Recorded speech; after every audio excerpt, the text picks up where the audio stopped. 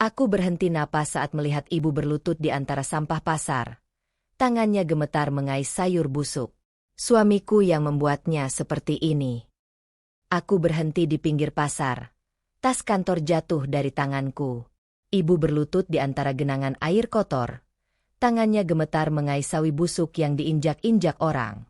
Rok batiknya, yang dulu selalu rapi, sekarang basah lumpur. Dadaku sesak. Mulutku terbuka tapi tidak ada suara. Pedagang sayur di sebelahnya meludah. Sudah siang masih aja mulung. Ganggu pembeli. Ibu hanya menunduk lebih dalam. Aku ingin berlari menghampirinya. Tapi kakiku tidak bergerak. Karena 3 minggu lalu, Harsa melarangku memberi uang pada ibu. Ibumu harus belajar mandiri, jangan manja, katanya sambil menyembunyikan dompetku. Aku menurut. Seperti pengecut. Dan sekarang ibu merangkak di hadapanku. Karena aku diam saja. Seorang ibu muda menarik anaknya menjauh dari ibu. Jangan dekat-dekat orang kotor. Nak. Ibu mendengar itu. Tubuhnya menegang. Lalu aku melihatnya. Ibu mengangkat wajah sebentar. Matanya bertemu mataku. Dan yang kulhat bukan kemarahan. Tapi rasa takut. Aku melangkah maju. Tapi ibu mundur.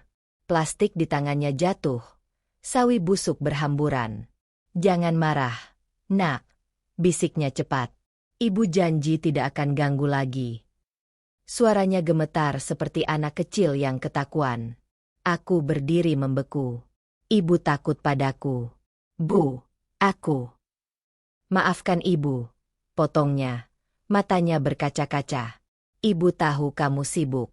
Harsa juga benar. Ibu harus bisa mandiri. Makanya ibu cari sendiri di sini. Dia tersenyum paksa. Bibirnya bergetar.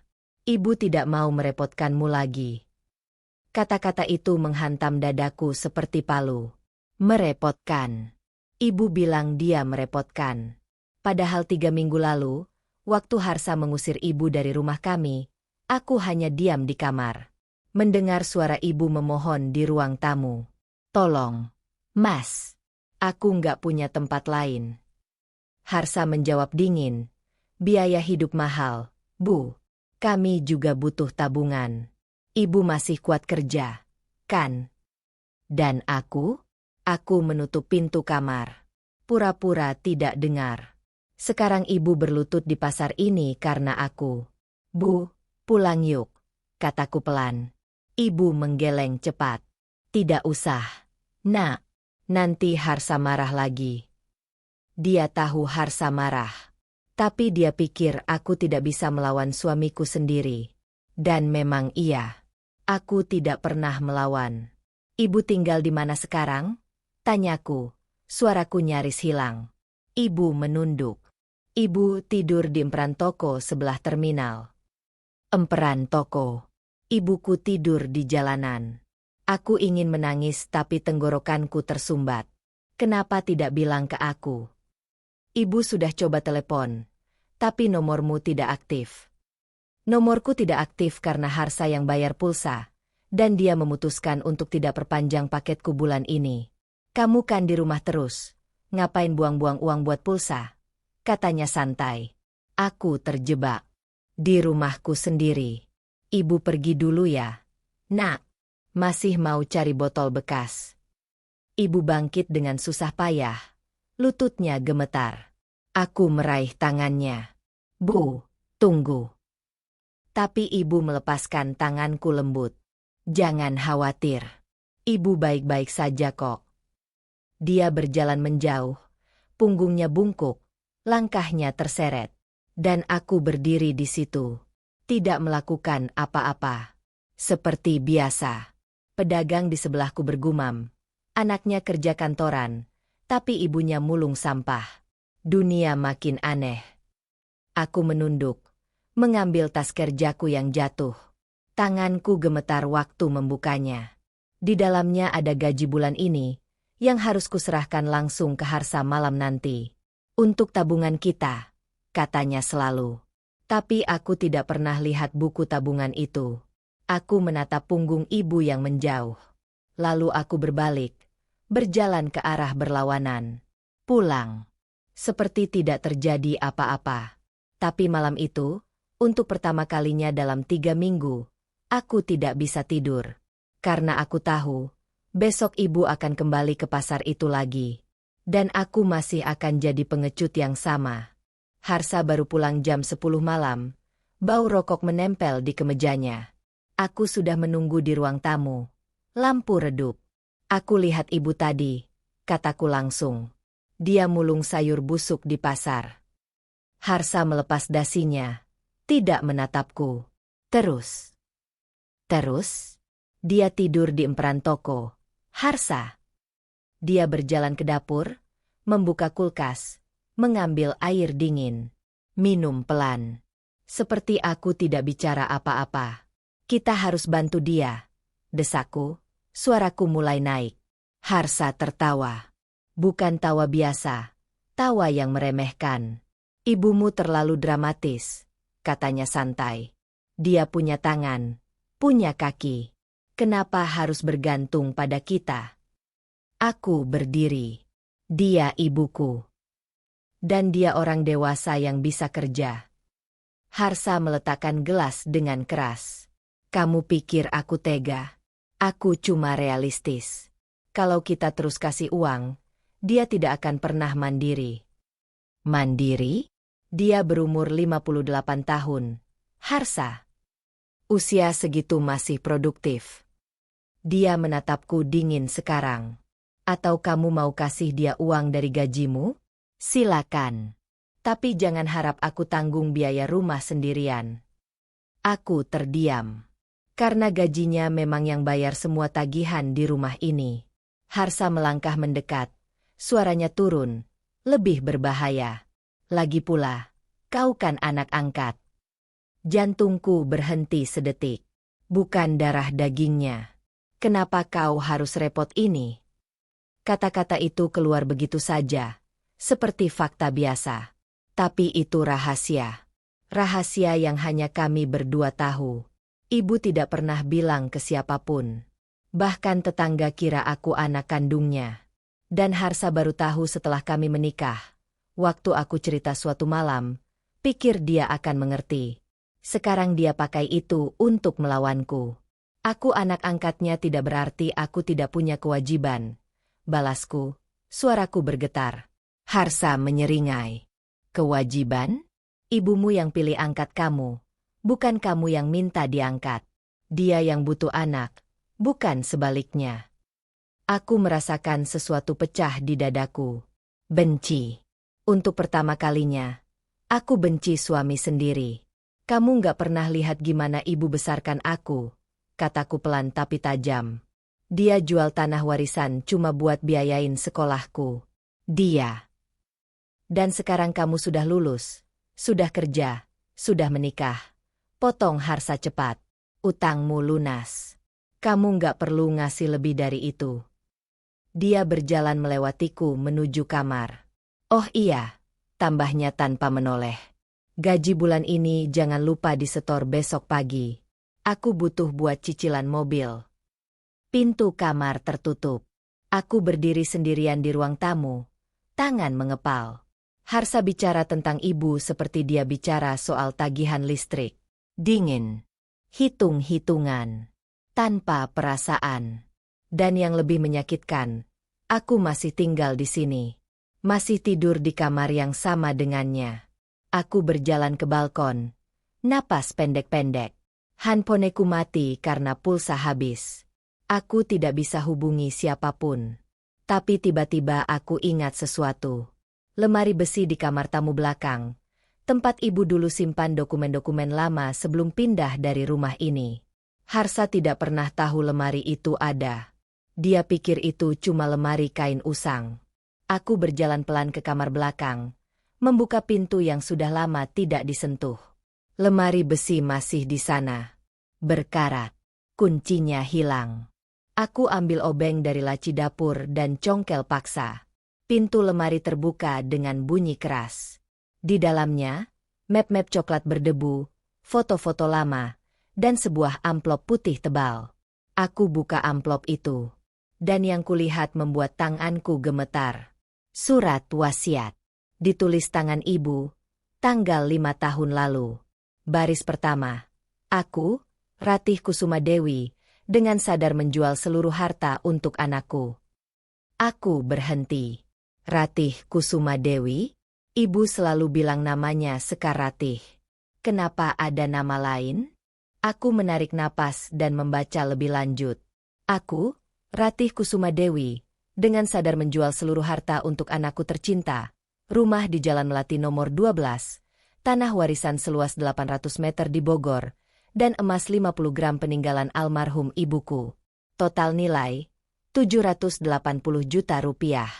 Semua habis untuk biaya sekolah, kuliah, dan kehidupan anakku hingga S1. Tanganku gemetar memegang kertas itu. 780 juta. Habis. Untuk aku. Aku pikir ibu punya simpanan. Aku pikir dia punya cadangan di bank. Ternyata tidak. Tidak ada apa-apa lagi. Dia memilih jadi miskin demi aku. Kakiku lemas. Aku jatuh terduduk di lantai dingin. Surat itu terus berlanjut, dan baris berikutnya membuat dunia terasa berhenti. Sekar Ratih bukanlah nama asliku. Aku adalah Ratih Kusuma Dewi, istri pertama ayahmu, Bambang Surya.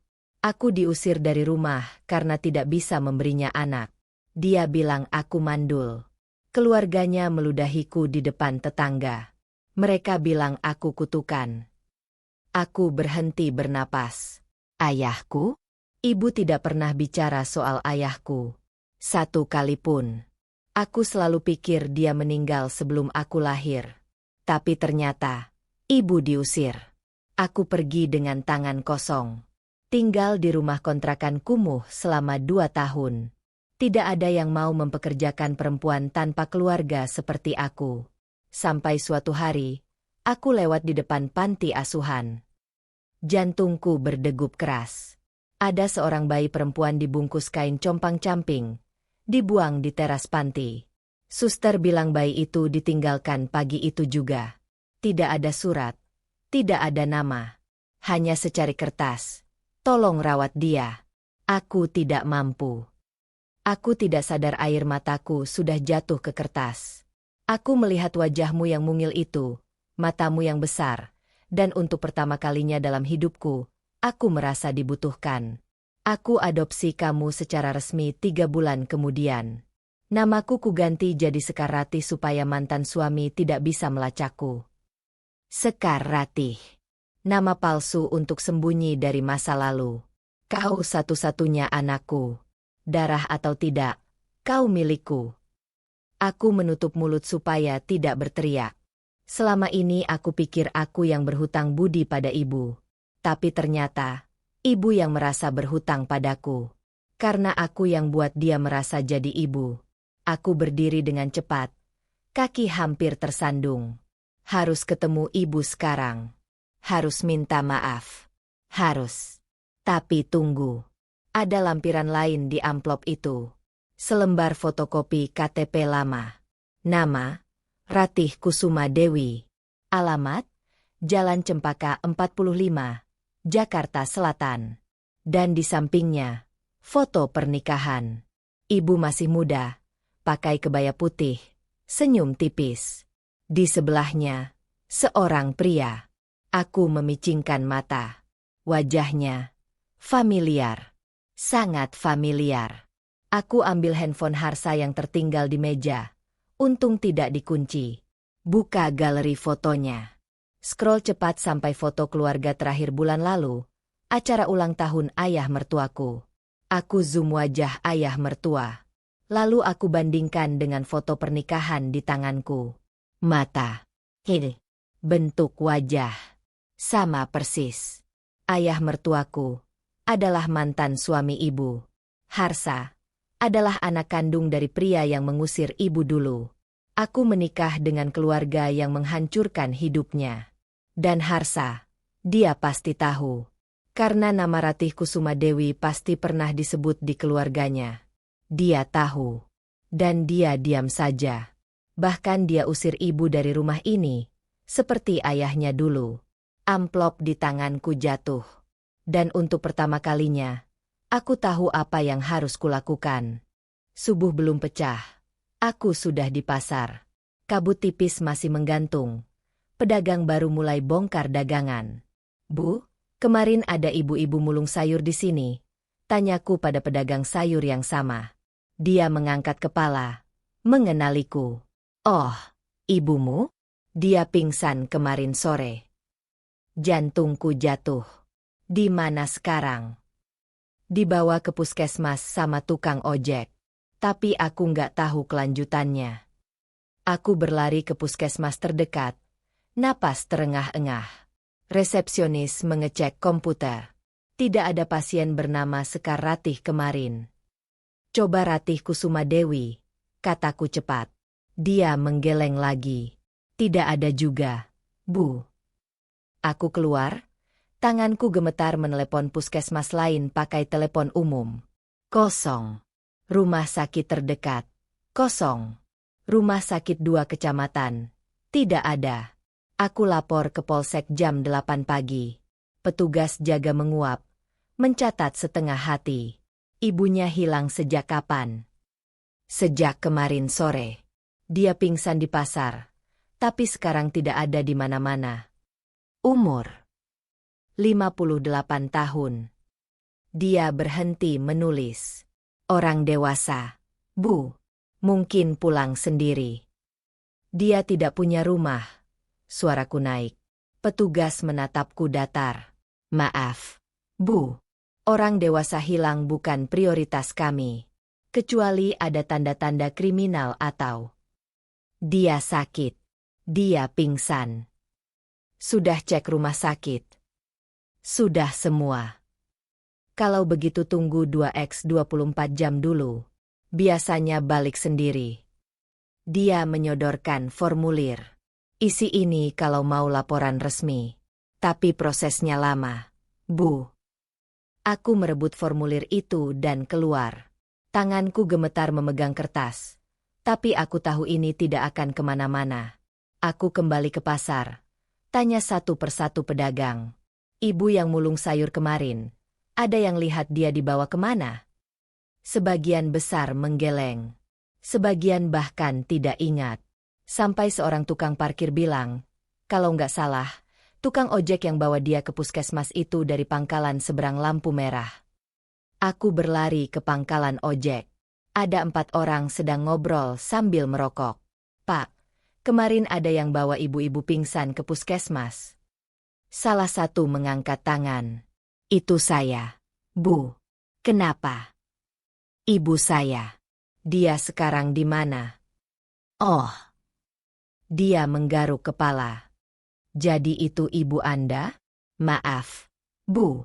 Saya bawa ke puskesmas. Tapi puskesmasnya penuh. Satpam bilang antrian lama. Terus ibunya bangun sebentar. Bilang dia mau pulang aja. Pulang kemana? Nggak tahu, Bu. Dia jalan kaki ke arah terminal. Terminal. Aku berlari lagi. Napas sudah sesak. Terminal ramai. Bau solar dan asap knalpot menyengat. Aku keliling. Tanya satpam. Tanya sopir angkot. Tidak ada yang ingat. Sampai seorang pedagang kopi keliling bilang, ibu-ibu pakai rok batik coklat? Saya lihat dia duduk di bangku tunggu kemarin. Lama. Sampai maghrib masih di situ. Terus nggak tahu, Bu. Saya jualan keliling. Pas balik lagi, dia sudah nggak ada. Aku berjalan ke bangku tunggu itu. Kosong. Hanya ada bungkus plastik bekas dan botol minuman. Aku duduk di bangku yang sama. Kepalaku pusing. Ibu kemarin duduk di sini. Sendirian. Sakit. Sampai maghrib. Dan aku tidur nyenyak di rumah. Handphoneku berdering. Nomor tak dikenal. Aku angkat cepat. Halo. Mbak, ini tetangga lama Ibu Sekar. Dari Jalan Melati. Jantungku berdegup cepat. Ibu Sekar ada di rumah saya sekarang. Aku berdiri. Dia kenapa? Suara di seberang pelan. Dia, Pingsan di halte dekat rumah saya kemarin malam. Saya bawa pulang. Tapi dia nolak makan, nolak pulang ke rumah Mbak. Kenapa? Hening sebentar. Dia bilang, takut bikin Mbak susah. Aku naik angkot pertama menuju Jalan Melati. Tangan kananku memegang tas kecil. Isinya baju ganti, uang gaji yang belum kusetor, dan surat wasiat ibu. Tangan kiriku gemetar di pangkuan. Harsa masih tidur waktu aku pergi tadi. Aku tidak tinggalkan pesan apapun. Angkot berhenti di ujung gang. Aku turun, berlari ke rumah nomor yang diberikan tetangga. Pintu terbuka sebelum aku ketuk. Bu Lastri, tetangga lama yang dulu sering kasih ibu sayur, berdiri di sana. Syukurlah Mbak datang, bisiknya. Ibumu di kamar belakang. Tapi, dia nggak mau makan sejak kemarin. Aku masuk cepat. Jantung berdebar keras. Kamar belakang sempit. Bau obat gosok menyengat. Ibu berbaring di kasur tipis. Tubuhnya seperti mengecil. Matanya terbuka waktu dengar langkahku. Tapi bukan senang. Takut. Nak, kenapa kamu kesini? Suaranya serak. Harsa pasti marah. Aku berlutut di sampingnya. Memegang tangannya yang dingin. Aku yang minta maaf. Bu. Ibu menggeleng lemah. Jangan. Nak. Ibu yang merepotkan. Ibu. Aku tahu semuanya. Potongku pelan. Ibu diam. Matanya melebar sedikit. Aku baca suratnya. Ratih Kusuma Dewi. Ayahku yang usir ibu. Semua harta ibu habis buat aku. Air mata ibu jatuh diam-diam. Maafkan ibu. Nak. Ibu nggak bermaksud bohong soal nama. Ibu cuma. Ibu tidak salah apa-apa. Aku menggenggam tangannya lebih erat. Yang salah itu aku. Ibu menatapku bingung. Aku membiarkan Harsa usir ibu. Aku diam waktu dia larang aku kasih uang. Aku pengecut. Jangan bilang begitu. Bisik ibu cepat. Harsa suamimu. Kamu harus. Harsa anak dari ayahku, kataku langsung. Ibu berhenti bernapas. Dia tahu siapa ibu. Dia tahu semuanya.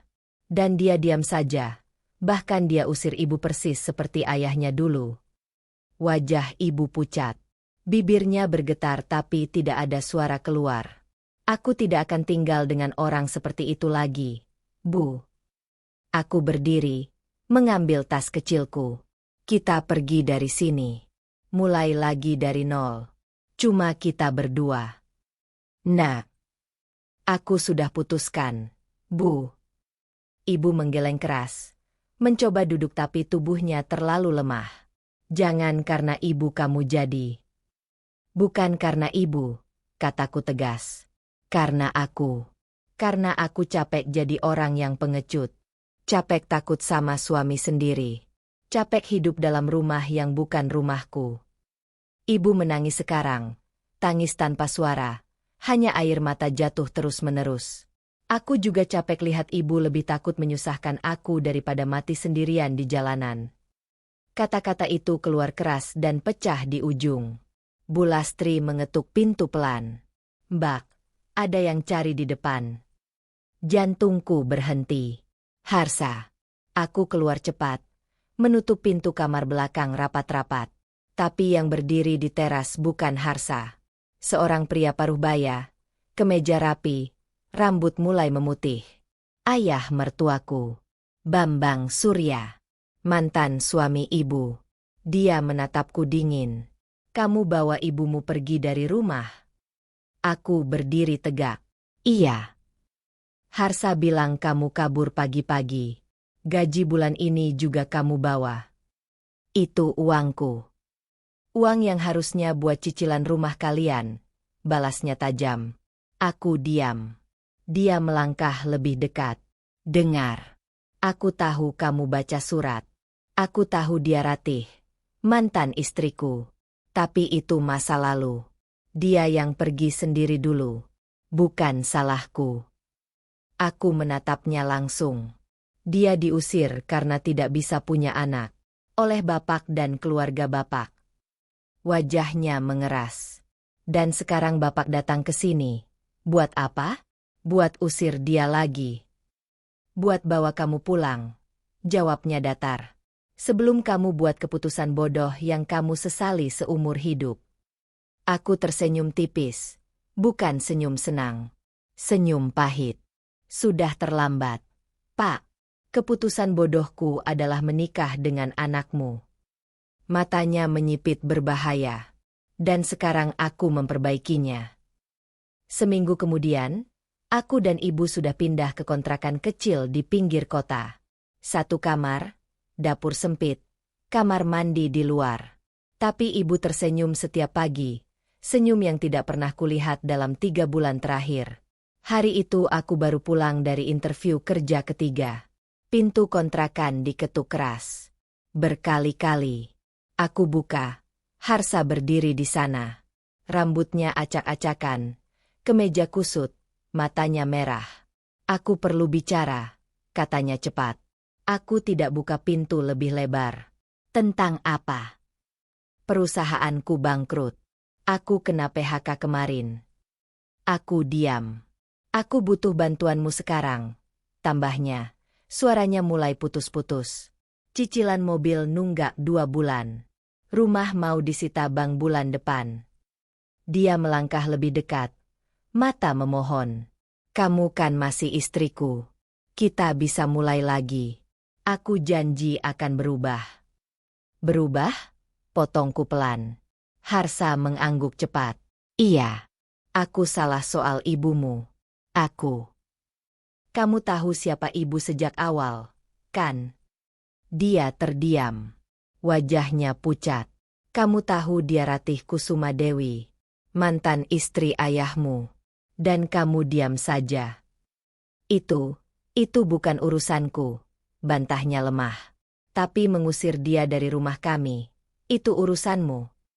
Harsa menunduk. Aku cuma ikut ayahku. Dia yang bilang jangan kasih dia tempat tinggal.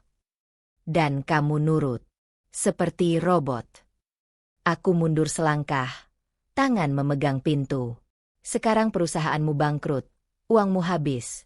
Dan kamu datang ke sini minta tolong. Harsa mengangkat wajah. Air mata mulai turun. Kumohon.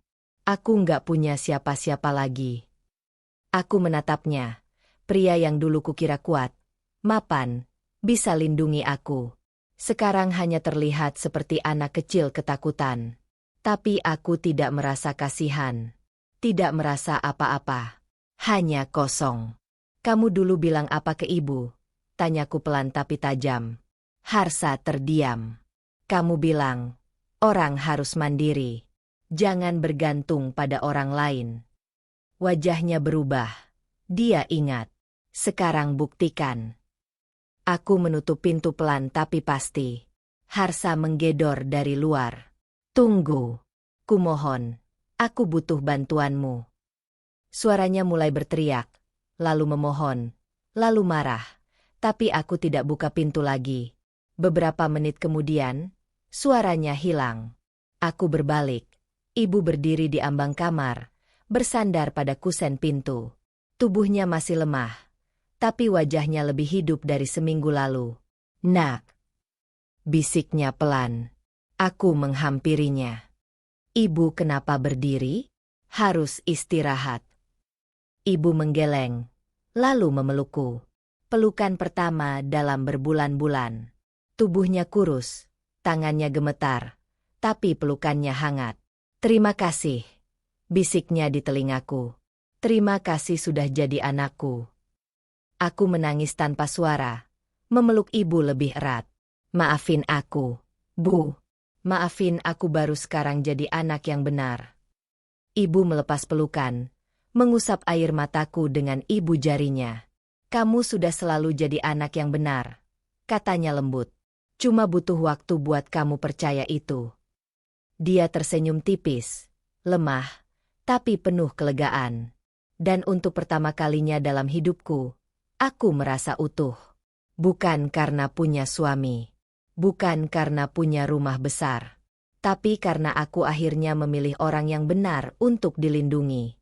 2 bulan kemudian, aku diterima kerja di perusahaan kecil dengan gaji pas-pasan.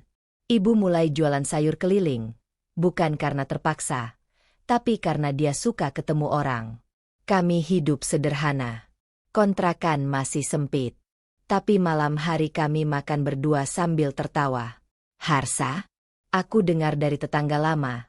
Dia pulang ke rumah ayahnya. Hidup dari uang pensiun ayahnya. Tidak punya pekerjaan. Tidak punya apa-apa. Dan yang paling ironis, ayahnya sekarang menyalahkan Harsa kenapa dia tidak bisa mandiri. Aku tidak merasa senang mendengar itu. Tapi aku juga tidak merasa kasihan. Karena ternyata karma tidak datang dengan api yang membakar. Karma datang dengan cermin yang memaksamu melihat siapa dirimu sebenarnya. Dan tidak semua orang cukup kuat untuk menatap pantulan itu.